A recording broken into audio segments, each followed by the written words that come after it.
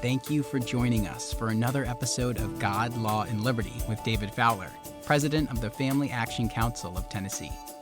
Every week, we are putting culture, politics, and law on a collision course with the truth of God's Word. And now, here's David. Welcome to today's episode of God, Law, and Liberty. I'm delighted that you've joined me, and today's podcast is for all of you who may think, believe, or feel that our nation is off track, which is probably all of you, and that it's off track because it seems we're divorced from our history as a nation, and we're not sure how to get back on track. So that's what I'm going to talk about today and getting back on track next week. And if you find what I share today helpful, I hope you'll share it with some of your friends, as it may begin to fill in some blanks for them or help them refine their own thinking. But in what I'm going to cover today, I'm reminded of what Chesterton once wrote when asked to write a commentary or an essay about the problem with the world, and he wrote back simply, "I am." In other words, whatever finger you may think I'm pointing at you, keep in mind I first pointed it in my own face. And in large part today, this summarizes some of the reflections that I've had, but it centers around my observations about a dialogue between Jason Farley and David Shannon, known to many of y'all as Chuck Knox, from their October 23rd podcast last year entitled The Priesthood of Man, and around a speech given by attorney Jeff Shafer, the director of the Hale Institute, that you can find on YouTube, entitled Torture, Family, and Legal Archetypes. And I want to begin with a look at the dialogue from the Chuck Knox episode. Now, what they say, which I'll get to in a moment, is both a description of me as I was about 9 years ago and a description of what I'm finding among many Christians interested in or engaged in law and politics, particularly among those who would purport to lead others who are looking for guidance on what candidates or legislation they should support. So, in other words, those that are in my field. And here's the context of this dialogue. It involves a discussion of historical facts, which I don't recall ever being taught, but I did read about it a few years ago in a book by Rushdoony entitled Christianity in the State, but I confess I'd never really paused long enough to consider deeply enough its relevancy to our day. And part of what he talks about in that book feeds into the conversation they're having, which is about the papacy and its tie to the bishopric of Rome. So, to make a long historical story short, let me summarize it by saying there was a conflict between the papacy and King Philip IV of France following the death of one of the popes, and in 1305, when the conclave was deadlocked on who the next pope should be, the king forced the election of a Frenchman from Bordeaux, France, who actually wasn't even a bishop, but he was a brother to the Archbishop of Bordeaux, and he was elected. This brother of the Archbishop was elected pope. But contrary to historical practice, this new pope, Clement V, moved the seat of the papacy to France and away from Rome. For the next 67 years, debates raged over whether moving the papacy to France was legal or lawful. Now, we could know those historical facts, but not appreciate what was at issue behind the controversy over this move. And what it centered around was the legal question of whether the powers and prerogatives of the Pope were tied to the person and the office, or were tied to the land, namely to Rome. as the Pope had always been the Bishop of Rome. Today, the current Pope, who's from Argentina, is now the Bishop of Rome as a diocese. But the reason for this conflict during this 67-year period during the 1300s arose from divorcing this move by Clement V from the history behind associating the Pope with Rome. And historically, the papacy was associated with the Roman diocese because the church in Rome had aided and benefited the Catholic Church in general. So all the other bishops and had honored and acquiesced to the Pope having a broader, I guess you could say, jurisdiction. Anyway, but the idea that power associated with the papacy could be moved with the Pope to France was, in essence, uprooted from the history of the papacy itself. And you may think, so what does that have to do with anything? Well, that's what I'm getting ready to explain. And it brings us to a part of the exchange between Jason and David that touches on nationalism, which I think also tends to disconnect us, including Christians who do and do not consider themselves theonomists, from our nation's history, and particularly the history of our law. And this disconnection, I think as we'll see here, has turned law into a power game. And the why, I'll look at more next week. But to make the exchange between Jason and David more relevant to us and our day, I want to look at the ahistorical change that took place in our jurisprudence, our understanding of the nature of law. Now, I've mentioned it many times, but when I revisited this dialogue between the two of them, it connected in a different and more powerful way. So here's the ahistorical change that took place in our nation. In 1833, Supreme Court Justice Joseph Story wrote the following about our legal system in his commentaries on the Constitution. It has a long historical prologue, I guess you could say, to the various provisions of the Constitution. And let me just note here that it's important to keep in mind, particularly when we come back to this subject next week, that we have a legal system, not just a set of laws, particular laws. And to think only in terms of we just have a set of laws, not a system, is itself ahistorical. So anyway, keep that in mind. And here's what Story wrote. Quote, "The common law is our birthright and inheritance, and that our ancestors," referring to the American people at the time and the colonists who moved over here, "brought hither with them upon their immigration all of it which was applicable to their situation." Obviously, we don't have a king, so parts of the common law pertaining to the king may or may not really apply or would apply differently, right? Because we have an executive branch, not a king. So that's what he's saying.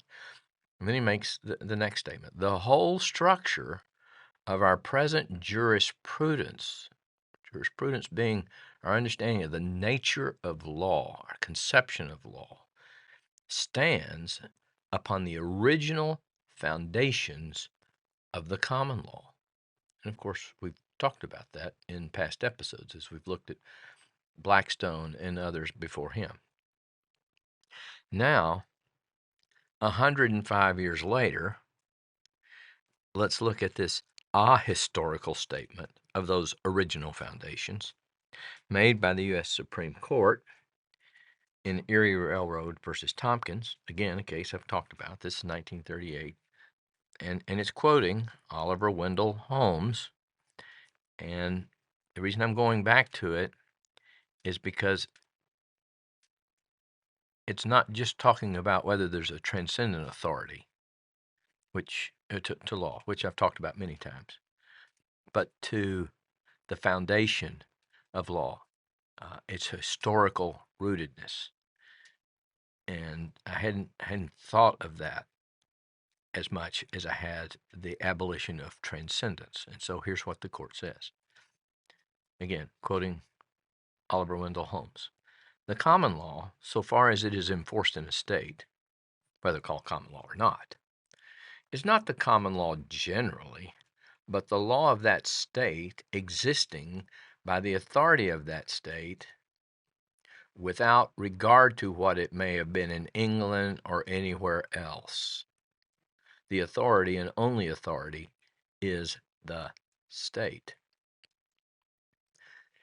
So I looked at that as the point: the only authority is the state, is the abolition of transcendence, it's the abolition of God from our jurisprudence. But notice that to do that, you've also got to get rid of the foundations that were in England that Story said we carried with us. So law in our nation was uprooted from history, and it was made into a naked exercise of power that's increasingly divorced from historical rights and duties, such as we see with the lawfulness now being accorded to same-sex marriage and to transgenderism. But I digress here. I just wanted you to see that this divorce from history that created a problem in the papacy has taken place here in the United States with respect to our legal system and our foundations of law. And so with that, what I want us to focus on in this exchange between Jason and David is a discussion of the legal authorities we have by which our disputes about power and its proper exercise can be lawfully resolved. And Jason says, yes, quote, we do have a constitution, and it's a debate to have. I'm going to stop right here and say what he's talking about is the question of power and authority, and it's the relation to the land and to its history, okay? Because that's what they were talking about with the papacy. The nature of the authority, was it tied to the land? Was it tied to the person? Can it be divorced from history? So Jason says, yeah, we have a constitution, and that's the kind of debate we need to have. And then he says this importantly, but we shouldn't pretend it's a new debate. I think we need to say this is an old debate, and it's harder to answer than we like to admit. We like to think it's a quick and easy one, but it's not. Then David responds, but there are a lot of people who just now come into the debate historically that haven't been there. And again, I'll interrupt here by saying when he says people coming to the debate historically that haven't been here, I think what he means is that there are people that are now coming into the political and legal debate that haven't historically been a part of that debate. They're new people coming in, okay? And with that, then David continues. And these people think that they have answers for these questions, and they haven't really ever thought deeply about this at all, and they're kind of mucking up everything, to be honest with you. To which Jason responds, I agree, but I think it's because we don't have a historical view of legal and illegal. Knox, just say it. We're illiterate. That's what you mean. We are. To which Jason responds, we're illiterate. We're legally illiterate, definitely. I mean, most lawyers I meet are legally illiterate. Well, that was me 9 years ago. I could have never done this podcast 9 years ago, probably even 5 years ago, based on what I knew about law and the history of law and its relationship to our nation and our laws, even though I went to law school. In fact, law school hid all this history from me. And to be honest, if Christians are not discipled in this kind of history before they go to law school or before they get into politics, then they're likely to be like those that Jason described. They're legally illiterate.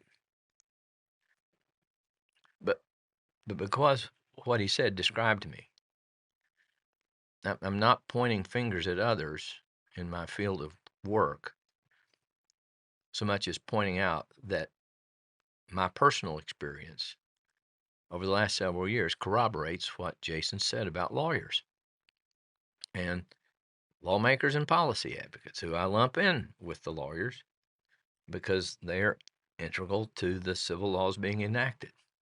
We can't divorce the lawmakers and those who are helping make the civil laws from the lawyers. And generally speaking, in my conversations with them and also with pastors and other Christian leaders who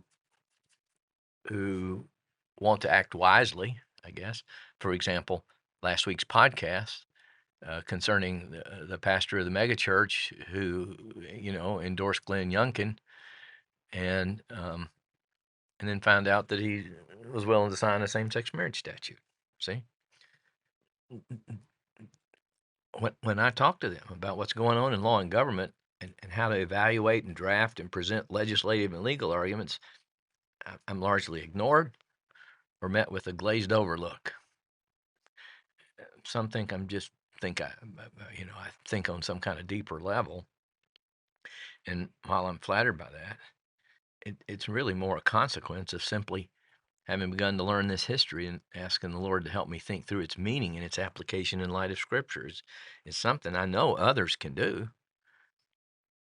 But for now, at least, it's like I'm talking a different language, and in a way I am.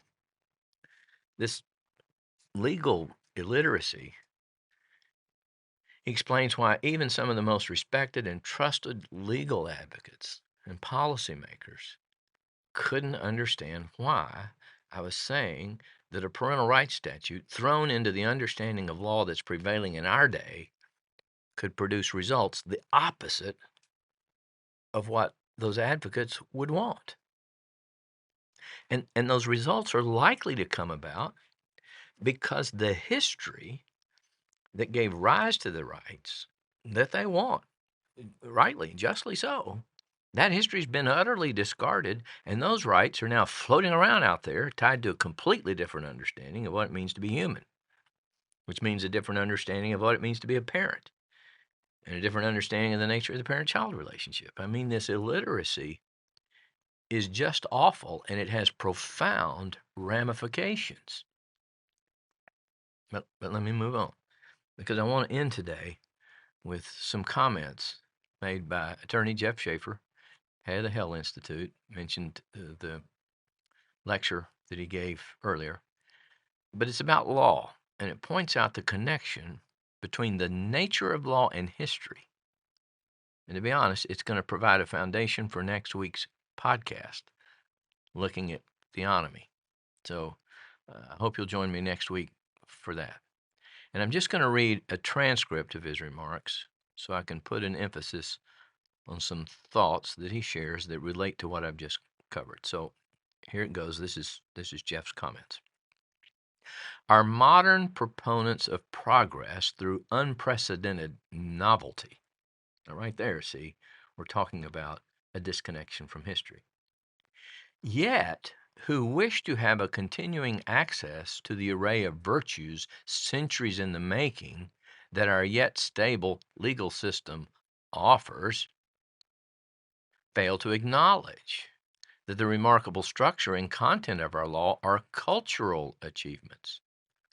Remember Dawkins, I think it was, recently? No, that wasn't who it was, but the atheist evolutionist guy from England, in his 80s now, and he's saying, well, I sure would hate to see us get rid of all the cathedrals and everything else. I mean, what is he wanting? He's wanting the array of the virtues that were century in the making, but he doesn't want the thing that helped create them. He doesn't see them as remarkable cultural achievements grounded in a particular worldview that he has discarded. Jeff continues. As such, they are dependent on a careful continuation of foundational and interrelating premises and practices. Now, that's important. Talking again about foundations. But the foundations that we had were interrelating premises and practices. It all fit together as an organic whole, not as like a Mr. Potato Head legal system, right? Jeff continues. These are not conditions that can be commanded and fetched in an instant simply by a choice, a vote, or a regulatory imposition.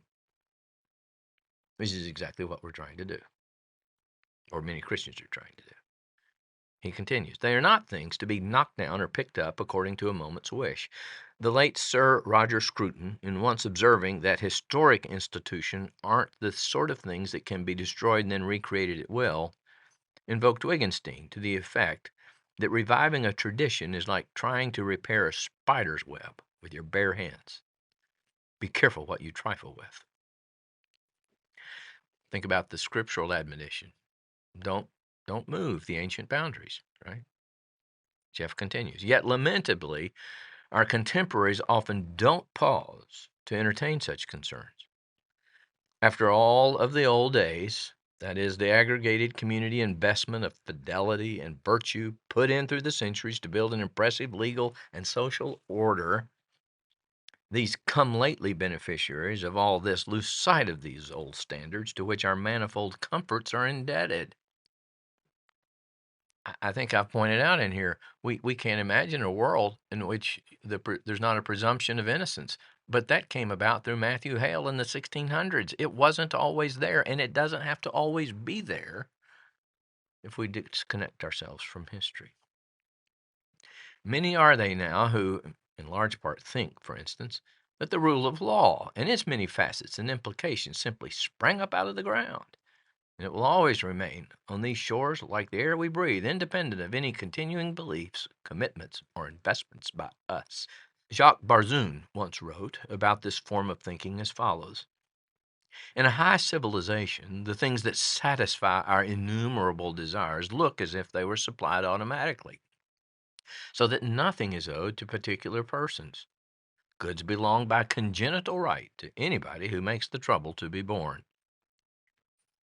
This, he writes, is the infant's normal greed prolonged into adult life and headed for retribution. When sufficiently gentle, the habit of grabbing, cheating, and evading reciprocity is the best way to degrade a civilization and perhaps bring about its collapse. Ortega y Gasset makes a similar point in his book Revolt of the Masses, in observing that this new dominant type of man is a primitive one who likes his painkillers and motor cars, but cares not a whit for civilization and the hard-fought, long-slog institutionalizing of achieved wisdom and precept that facilitate peaceful and fruitfully cooperative conditions.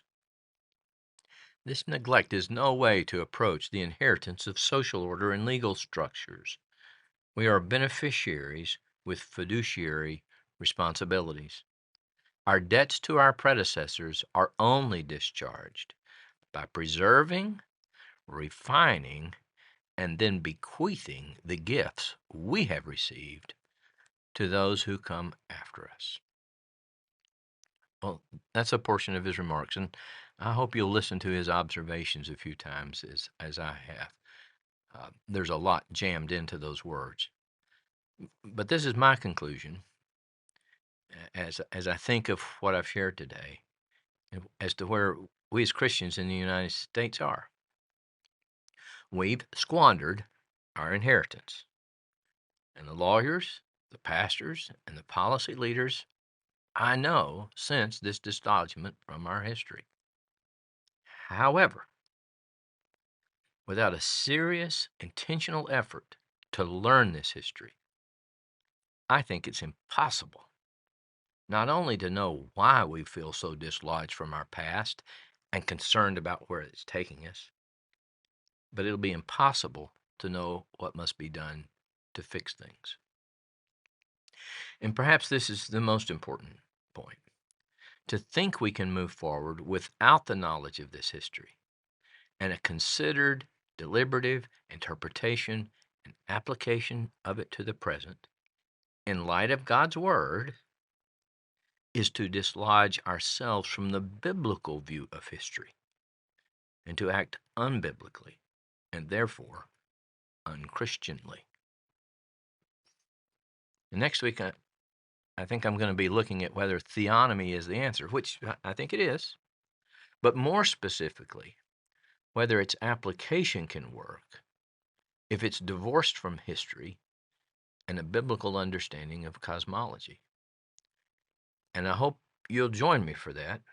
And perhaps, again, as I said at the top of this episode, you'll share this podcast, maybe the next one, with some of your friends who might be grappling with this sense that we know we're dislodged from our history and we careening off the rails in directions we can't even imagine.